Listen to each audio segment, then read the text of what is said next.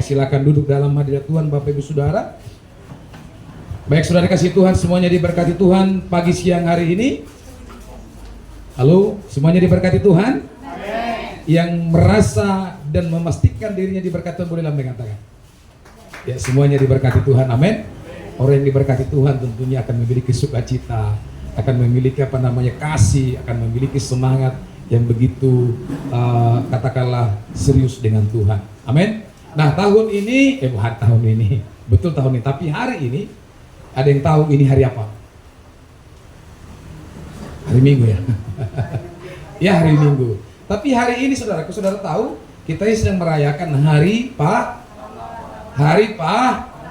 Nah saudara sebagai warga negara yang baik harus mengetahui sejarah bangsanya. Karena warga negara yang baik adalah bangsa yang mengenang para pahlawannya dan tidak melupakan sejarah. Karena sejarah berbicara tentang fakta, bagaimana bisa suatu negara, suatu organisasi, suatu gereja bisa berdiri. Amin. Kalau hari ini kita ada sebagaimana, karena apa? Ada pahlawan-pahlawan ya yang ada di samping kita atau di masa lalu kita yang bisa membuat kita hari ini boleh tegak berdiri, saudara. Berdiri sebagai hamba Tuhan, tentunya karena juga pahlawan-pahlawan iman tersebut. Amin.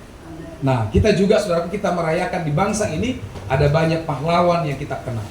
Dalam sejarah dulu PPKN atau dalam pelajaran sejarah kita diperkenalkan dengan ya beberapa pahlawan. Ada pahlawan revolusi, ada pahlawan kemerdekaan atau pahlawan sebelum kemerdekaan, ada pahlawan pembangunan, banyak.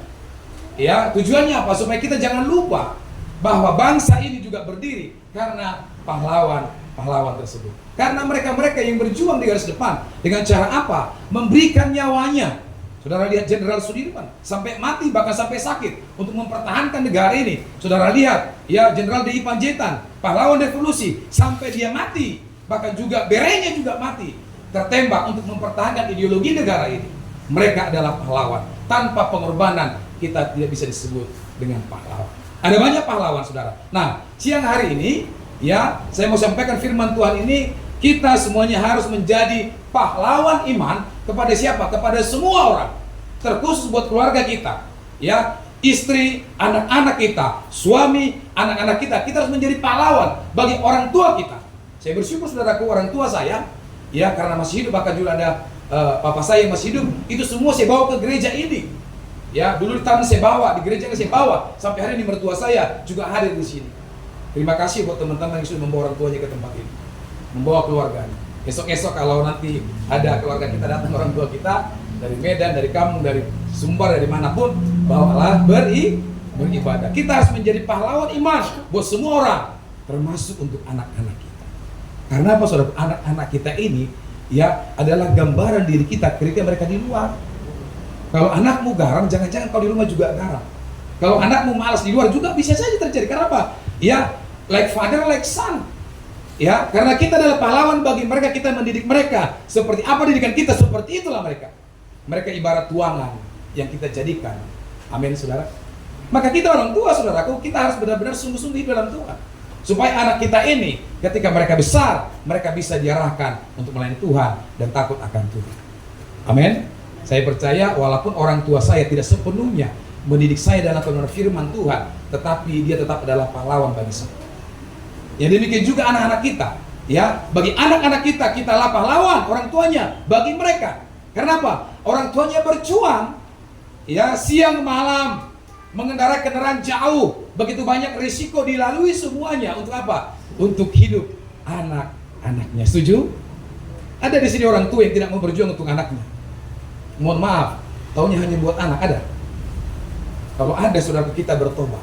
Amin. Tetapi orang yang tua yang baik adalah yang menjadi pahlawan, yang berjuang untuk anak-anaknya. Terkhusus bagi kita hari ini, kita semua di gereja ini, kurang lebih 20 orang, mari kita menjadi pahlawan iman bagi semua orang. Supaya orang datang kepada Tuhan, supaya orang bertobat kepada Tuhan, paradigmanya berubah, dia memiliki pertumbuhan. Saya katakan semalam di sini bahwa orang yang bertumbuh itu adalah orang yang bisa mengerjakan banyak hal. Ya, orang yang bertumbuh itu orang yang siap karena kita prajurit Tuhan. Perhatikan para prajurit, para pahlawan itu.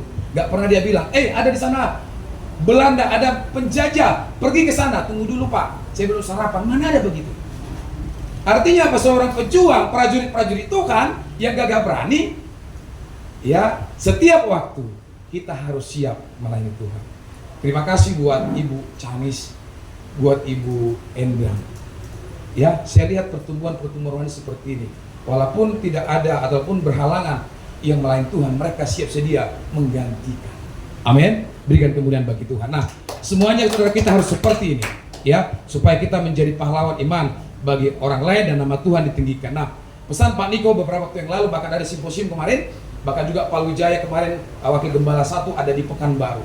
Tetap saudaraku dia agungkan tentang Pentakosta ketiga. Ya, Pentakosta ketiga ini diimani akan terjadi, diimani, ya. Perhatikan, diimani, digarisbawahi, jangan katakan nanti akan terjadi, bukan. Tapi ini diimani pada tahun 2033, dimulai dari Indonesia. Amin. Api Pentakosta ketiga dimulai Indonesia, nanti jalan terus, ya, sampai ke Eropa, ke Afrika, nanti akan berakhir di Yerusalem. Ya kan? Artinya pada 2033 ini hanya 9 tahun. Kalau ini benar, berarti 9 tahun ke depan, ya, kalau Tuhan datang, apakah kita hari ini masih mau berleha-leha, bermain-main dalam hidup iman percaya kita kepada Tuhan? Masih memikirkan dunia ini, masih menambah aset di dunia ini, masih menambah yang lain-lain. Karena ketika dia datang, Pentakosta ketiga, sudah selesai amanat agung, sudah selesai, dia datang, gak ada gunanya, saudara. Tetapi apapun itu dan kapanpun itu datang, Tuhan Yesus, kita harus tetap siap sedia. Nah, Pentakosta ketiga ini kita harus tetap imani supaya, ya, amanat agung ini Matius 28, 19, 20 tergenapi dan Tuhan datang segera. Tepuk tangan buat Tuhan kita, haleluya. Nah, saudara yang kasih Tuhan, kita baca firman Tuhan dari Ibrani 11 ayat yang ke-6. Ibrani 11, ini sudah sering kita baca. Kita akan berbicara hari ini tentang pahlawan-pahlawan iman. Ibrani 11 ayat 6, sama-sama kita baca 1, 2, 3, ya. Tetapi tanpa iman tidak mungkin orang berkenan kepada Allah. Sebab barang siapa berpaling daripada Allah, ia harus percaya bahwa Allah ada dan bahwa Allah memberi upah kepada orang yang sungguh-sungguh mencari Dia. Ya, bahwa Allah akan memberi upah kepada orang yang sungguh-sungguh mencari Dia. Artinya, orang yang sungguh-sungguh mencari Tuhan tidak akan Tuhan biarkan. Kalau kita hari ini mungkin hidup kita masih belum diberkati oleh Tuhan, coba kita dicek diri kita. Berkat bukan berbicara material atau uang, loh saudara, bukan. Tapi bagaimana saudara dibaharui Tuhan, mengenal Tuhan dengan baik dan benar. Dalam tantangan kau bisa berdiri, kita masih bisa kuat, itu berkat Tuhan. Kalau yang namanya duit dan sebagainya, kekayaan itu bonus, saudara. Tidak pernah Alkitab menggambarkan orang yang diberkati Tuhan itu adalah orang kaya, enggak. Justru banyak orang kaya dalam Alkitab meninggalkan harta mereka oleh karena nama Yesus. Dan Alkitab menggambarkan sangat sulit orang kaya masuk ke dalam kerajaan Allah. Lebih gampang unta masuk kepada lubang jarum. Itu Alkitab bilang jelas, saudara. Jadi jangan sampai harta kita ini membuat kita jauh dari Tuhan. Nah, ada upah yang mengikut kita ketika kita percaya kepada Tuhan. Nah, di bagian pasal Alkitab ini sudah disebutkan sebagaimana pahlawan iman ini berdiri teguh di dalam rencana Tuhan. Demi juga disebutkan bahwa yang pertama dalam Ibrani 11 ayat 4. Ini ada Habel, saudaraku, mempersembahkan korban yang lebih baik kepada Allah karena imannya. Nah, Habel menjadi pahlawan iman dalam hal persembahan. Dia punya abang yang namanya Kain, tetapi Allah menolak persembahan daripada Kain dan menerima persembahan Habel. Karena apa? Karena Habel mempersembahkan persembahan yang lebih baik daripada abangnya, dan itu yang diterima. Makanya saudara sudah katakan hati-hati dengan persembahan. Kalau engkau tidak tulus memberikannya, kalau saya tidak tulus memberikannya, saudara, tidak ada gunanya. Bahkan Kain itu babak belur dan dibunuh, dan keturunannya itu nggak ada yang beres. Ya, Habel ini dicintai oleh Tuhan. Nah, dalam Ibrani 11 ayat 5 ayat berikutnya, karena iman yang dimiliki oleh Henok, dia pun terangkat ke surga. Dia sama sekali nggak mengalami kematian karena Allah sendirilah yang mengangkatnya. Beberapa waktu yang lalu saya sudah jelaskan tentang Henok. Bagaimana kedekatannya kepada Tuhan. Gak mungkin dia dekat kepada Tuhan kalau dia tidak mengenal. Ya, jadi kedekatan kita ditentukan oleh pengenalan kita kepada Tuhan. Sehingga saudaraku, ketika kita mengenal Tuhan, tidak ada di antara kita yang meninggalkan ibadah saat hari Minggu. Siapa paling pantang saudaraku meninggalkan ibadah? Ada jemaat Tuhan, pestalah hari Minggu, jalan-jalanlah hari Minggu, enggak ibadah. Kita saudaraku anak Tuhan di tempat ini, kalau sudah melayani Tuhan, jangan sampai hari-hari ibadah kita tinggalkan demi kedagingan kita. Amin. Kalaupun Anda jalan-jalan, kalaupun saudara jalan-jalan, carilah Tuhan. Ya, bayangkan Henok ini dipanggil Tuhan mati tanpa mengalami kematian tubuh. Ya, kemudian pahlawan iman yang ketiga Nuh. Ibrani 11 ayat 7. Nuh dengan imannya mampu taat mempersiapkan bahtera yang menyelamatkan keluarganya, dan dia pun menerima kebenaran sesuai dengan imannya. Nuh merupakan pahlawan iman. Ya, bahkan di dalam ketidakpercayaan banyak orang Israel, katakan orang-orang pada saat itu ya, dikatakan sudah banyak berbuat dosa. Tuhan ingin menghukum. Nah, Tuhan berfirman kepada Nuh, harus membuat bahtera di atas apa? Di atas gunung yang tinggi, ditentukan tingginya perahu yang akan dibuat bahtera ini, ditentukan lebarnya dan lain sebagainya. Ketika Allah berfirman kepada dia, dia lakukan dengan taat tanpa pemberontakan. Saat itu banyak orang seperti berkata, Nuh ini gila. Ngapain buat perahu bahtera itu di atas gunung? Biasanya kan kita buat perahu itu ada di dekat laut. Ketika sudah selesai lautnya atau vesselnya, shipnya itu bisa didorong pakai hidrolik atau pakai air, saudaraku, supaya bisa langsung ke laut. Tapi di atas gunung ada ketidakmustahilan. Tetapi Nuh memilih apa? Memilih percaya. Nuh memilih percaya dan dia membangun tepat seperti yang Tuhan bilang. Ketaatan berbicara ketepatan seperti yang diperintahkan. Amin. Di luar itu pemberontakan. Nah, apa yang terjadi? Terjadilah hujan bermalam-malam berpuluh-puluh hari. Penuhlah bumi ini, dikatakan firman Tuhan, dengan apa? Dengan air bah. Semua yang ada di darat, semua yang hidup ini pada mati kecuali ikan ini. Ya, mati. Nah, sebelum itu dijadikan oleh Tuhan, maka Tuhan juga memberitakan semua ya makhluk hidup dari hewan, dari binatang, dari tumbuhan dibawalah ke dalam perahu ini berpasang-pasangan. Supaya ketika nanti, artinya ini langkah iman, dan Nuh bisa melihat bahwa suatu saat rupanya air bah ini akan kembali surut. Makanya dia lakukan. Semua mati. Yang mengejek Nuh itu mati. Yang mengejek Nuh itu babak belur. Semua keturunannya habis. Jadi yang masuk ke bahtera hanya berapa orang? 8 orang. 3 anak Nuh, 3 istrinya, Nuh dan istrinya. 8 orang. Dan Nuh dan semuanya itu adalah keturunan orang-orang benar. Amin. Nuh menjadi pahlawan iman bagi kita untuk berbicara tentang ketaatan ya kepada Tuhan, melakukan perintah Tuhan. Nah, ketaatan ini yang berat, saudara ya. Ya, tetapi apapun keputusannya, kita punya gembala, kita punya pemimpin, kita harus taat. Nah, yang kelima adalah Ibrani 11 ayat 21. Karena iman Ishak dan Yakub memberikan berkatnya kepada keturunannya. Karena iman, ini pahlawan iman, Ishak dan Yakub memberkati semua keturunannya. Itu orang Israel. Makanya bangsa Israel sampai hari ini diberkati oleh Tuhan. Kita kalau menjadi pahlawan iman, maka apa? Kita harus berkati keturunan kita. Siapa keturunan kita? Anak-anak, cucu. Jangan kutuk anak-anakmu. Jangan dia bilang bodoh, bego. Ya, di kampung saya, di Tarung sana masih banyak seperti ini. Ya, kalau sempat itu kita bilang, kita bertobat. Amin. Jangan berikan dia kutuk. Saya mati mau. Ya, miskinlah engkau, jangan. Kalau sempat itu kita tarik dari peredaran dalam nama Yesus. Segala perkataan-perkataan kutuk yang kita berikan kepada anak kita, kita cabut. Kalau mereka menderita, engkau pun menderita. Amin. 6 adalah Ibrani 11 ayat 2. Karena iman, Yusuf dimampukan untuk melewati setiap proses panjang seperti ketidakadilan dan fitnah yang Tuhan mau dilewatinya supaya sampai pada destininya. Ya, Yusuf ini pahlawan iman di bidang apa? Di bidang fitnah. Jadi kalau saudara difitnah, lihat Yusuf. Ya, saudara diomongnya tidak benar, pandang Yusuf. Yusuf difitnah sampai masuk penjara, saudara. Kita belum masuk penjara, baru dia ngomong di belakang, ngapain marah? Doa saja Tuhan balas kasih bagi mereka. Urusan Tuhan dengan dia. Ya, karena segala sesuatu Tuhan bertunggang, ada upah. Katakan upah. Ada upah, kita berbuat benar ada upahnya. Kita berbuat dosa nggak berarti ada upahnya. Ya, hati-hati saudara. Amin. Nah, Yusuf ini saudaraku difitnah oleh Tante Potifar. Karena dia ganteng, dia baik, dia bisa memanage seluruh istana. Dia difitnah. tetapi dia punya iman. Dia tidak pernah melakukan dosa di hadapan Tuhan. Amin. Ini pahlawan iman yang luar biasa. Nah, pahlawan iman ini ada 7 tadi. Saudaraku, yang terakhir adalah Musa yang ke-7. Dalam Ibrani 11 ayat 23. Nah, Musa saat dia dewasa, dia menolak disebut anak dan putri Firaun. Dia memilih dianiaya bersama umat Allah daripada menikmati kesenangan yang penuh dengan dosa. Dia anak angkatkan Musa.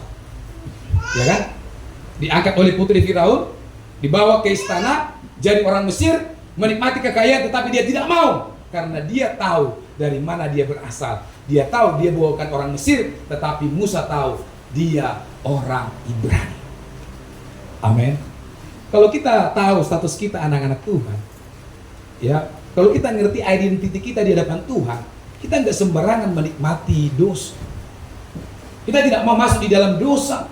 Ya, keinginan dunia ini, mungkin ada keluarga kita mengajak dan sebagainya, kita mampu menolaknya karena kita tahu kita punya identitas sebagai anak Tuhan. Amin. Ya, dunia ini kan jorok. Ya, kalau kita tidak tahu identitas sebagai anak Tuhan, saudara harus hati-hati. Ya, katakan hati-hati. Ya, supaya kita sama-sama hidup benar di hadapan Tuhan. Nah, saudara dikasih Tuhan, apa saja prinsip yang harus kita perhatikan, ya, supaya kita seperti 7 orang pahlawan iman tadi yang dalam Alkitab. Bagaimana supaya kita menjadi pahlawan rohani bagi setiap orang, ya, bagi keluarga kita, bagi anak-anak kita, bagi gereja ini, maka ada 3 hal yang harus kita perhatikan. Yang pertama, saudaraku, jika kita rindu menjadi pahlawan iman, pahlawan rohani kepada banyak orang, dan orang lain percaya bahwa Yesus adalah Tuhan nantinya, maka yang kita perhatikan, yang pertama, kita harus melepaskan hak untuk memiliki. Katakan hak untuk memiliki. Amin. Nah, apakah Tuhan ragu kepada iman Abraham sehingga ia mengujinya? Menurut saudara gimana? Tuhan ragu? Enggak ragu. Tetapi Tuhan ingin melihat respon Abraham terhadap apa? Perintahnya. Amin. Ya. Nah, kita harus berani melepaskan hak untuk memiliki. Sekalipun saudara kita memberikan persembahan, ada mungkin yang jumlahnya lebih besar dari tempat ini. Saya mau sampaikan, persembahan yang saya berikan, yang saudara berikan, itu untuk Tuhan. Gak ada yang bilang amin.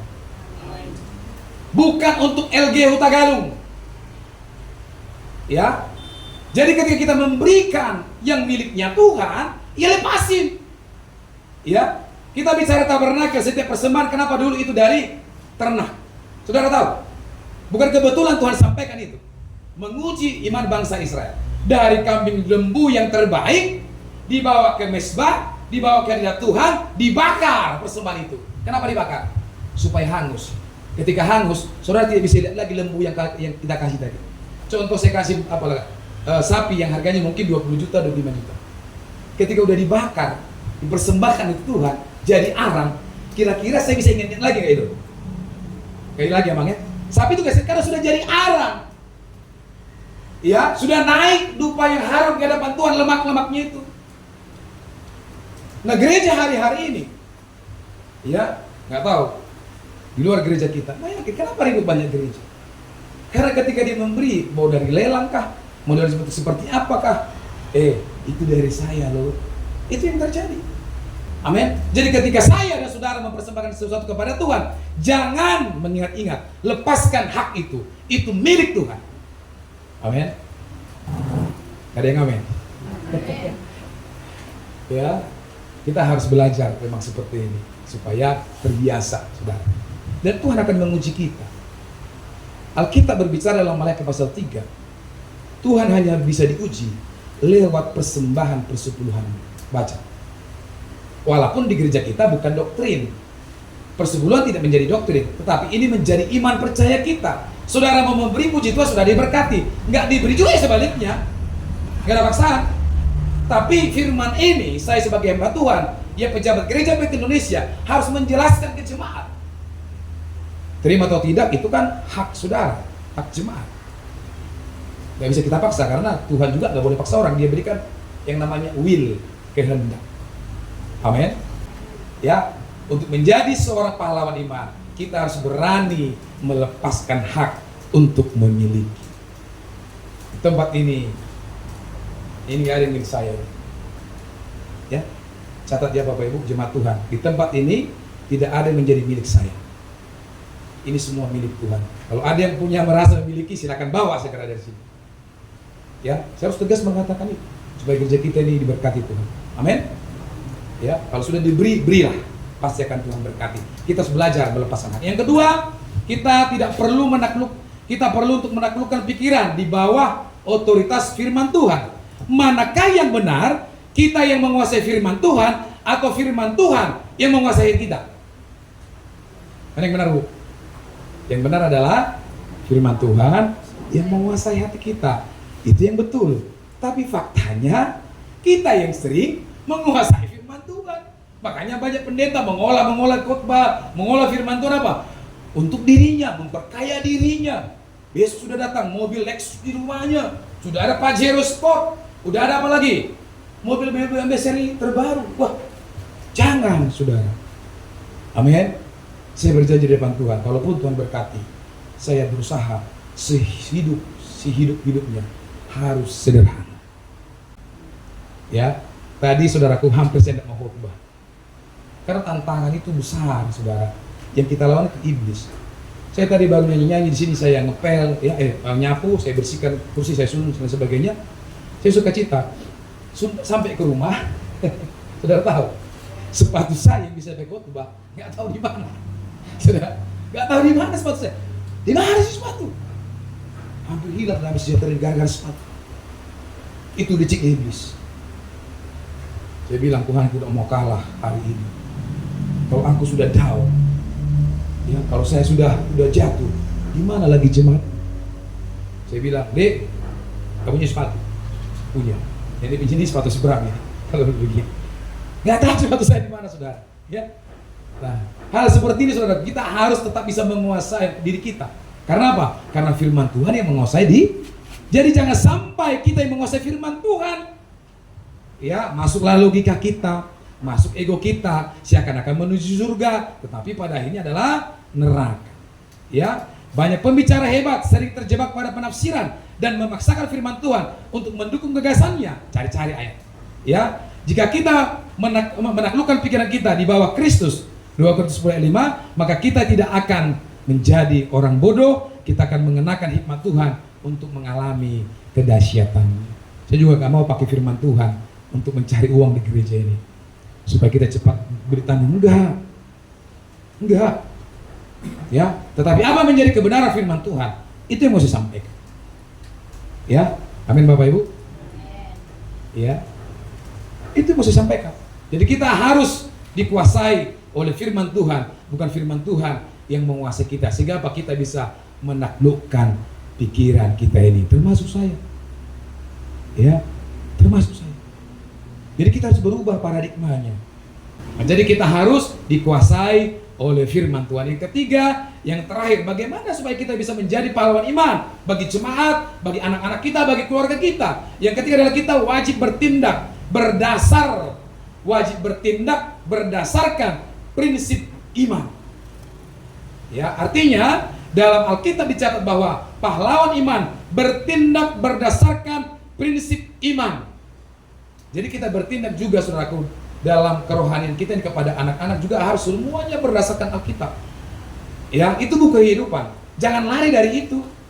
Bertindak dalam pelayanan, kita berdiskusi, kita berbicara, kita ber-FA, kita melayani, semuanya harus berdasar prinsip iman. Ya, percaya maka engkau akan dimengerti. Itu prinsip iman.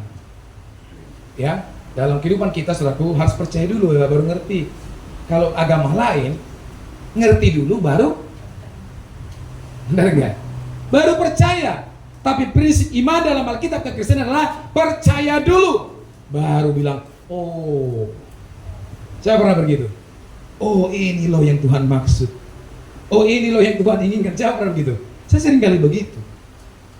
Karena Tuhan sudah dunia ini selalu paksa logika kita ini mutar gitu, berpikir, mungkin nggak Tuhan, mungkin nggak Tuhan, mungkin nggak Tuhan. Ya, tetapi ketika kita melangkah, kita mau, kita percaya, kemudian apa? Kita baru ngerti Ini loh maksud Tuhan. Amin. Ini loh rencana Tuhan. Ya, saya kemarin waktu Yosia wisuda, sebenarnya saya rindu dia tetap di Medan, karena dia sudah dipakai melayani di cabang kita, di pusat kita, di keluarga besar Medan Plaza. Saya hanya bilang begini, silakan abang di Medan, tetapi pakailah prinsip iman. Ya, kalau kau bisa kerja di Medan, silakan abang di sana, ya kan? Dan dia memang sangat senang. Tetapi kalaupun tidak mau, ya abang bekerja dulu. Berusaha dulu. Soal pekerjaan, maksud saya gini, supaya dia jangan mengandalkan bapaknya. Ya.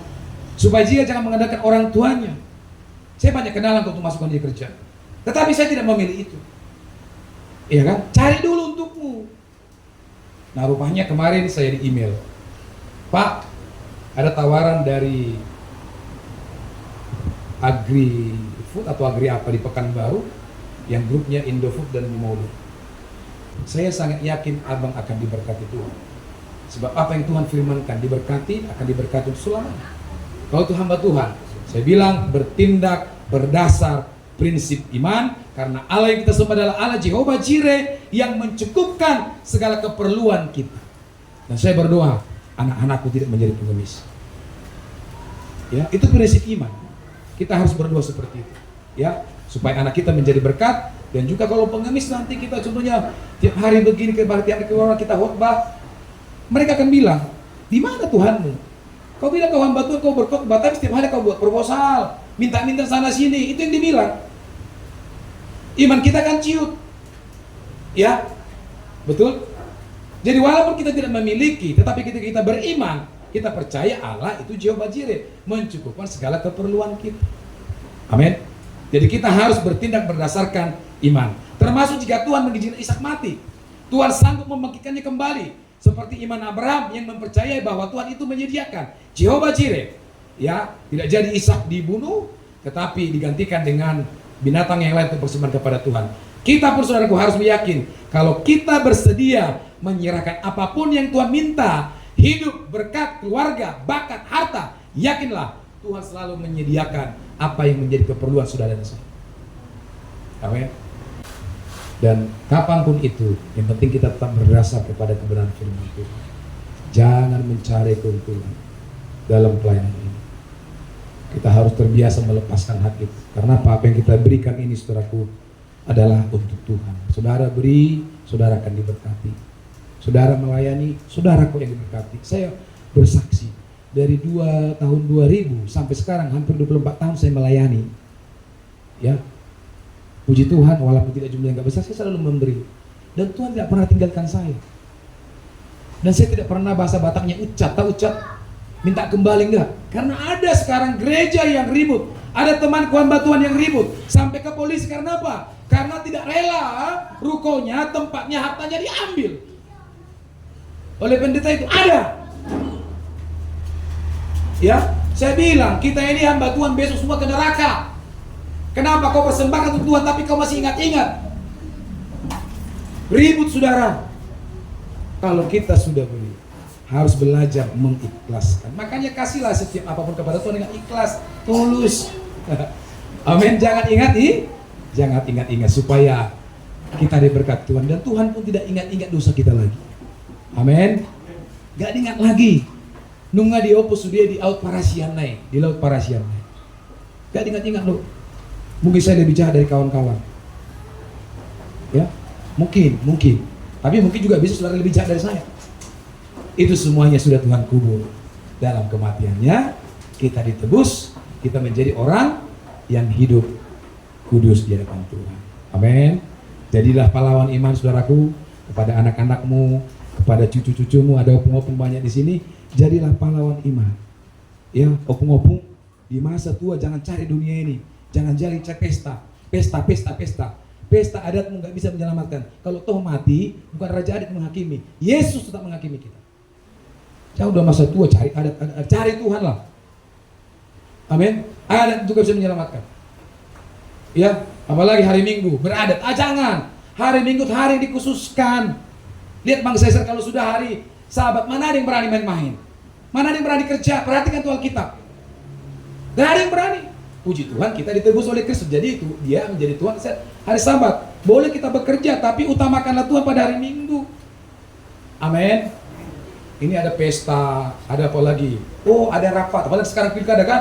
Oh, tim sukses datang, ya nang ya. Datang ke tempat kami ya bang, tim sukses. Oh, nanti lumayan makan-makan. Habis itu marpalas. Tahu marpalas? Itu istri saya marah itu. Kalau ke tempat apa, jangan coba bawa plastik. Harus jadi berkat kita. Ada teman saya yang bantuan di luar sana. Mau si pacai bawa plastik, ya kan? Pesta ada ketemu bawa plastik. Ulang tahun anak-anak bawa plastik. Terus bawa plastik. Ya, jangan rakus kita Bapak Ibu. Amin. Amin. Kalau ada yang berkekurangan kasihlah. Tapi kalau memang sudah dapat semua, ibu itu bilang atau bapak itu keluarga itu, Pak bawalah, baru bawa. Tapi pun kalau dipaksa, itu usah lah. Karena jagalah kolesterolmu, jagalah gulamu, jagalah asam uratmu. Amin. Jangan semua dimasukin. Nanti jadi penyakit. Tuhan berkati, bangkit berdiri saudara. Mari imam musik, Ibu WL dan singer pemain musik. Haleluya. Terima kasih Tuhan buat kebaikan-Mu. Kami bersyukur Tuhan didik dan ajar kami hari ini untuk menjadi pahlawan iman kepada keturunan kami, kepada keluarga kami, kepada gereja-Mu, bahkan di mana kami tinggal. Seorang pahlawan tidak memusingkan diri dengan penghidupannya. Seorang pahlawan rela berkorban dan tidak berhak atas hidupnya, tetapi adalah komandannya. Seorang pahlawan selalu memberikan yang terbaik buat bawahannya, bahkan buat anak-anaknya. Kami percaya Tuhan firman ini tidak kebetulan. Tuhan ajar kami hari ini lewat Abraham, lewat Musa, Nuh, Henok, pahlawan-pahlawan iman kami ini. Kami percaya Tuhan mereka hari ini ada bersama Tuhan dalam kemuliaan.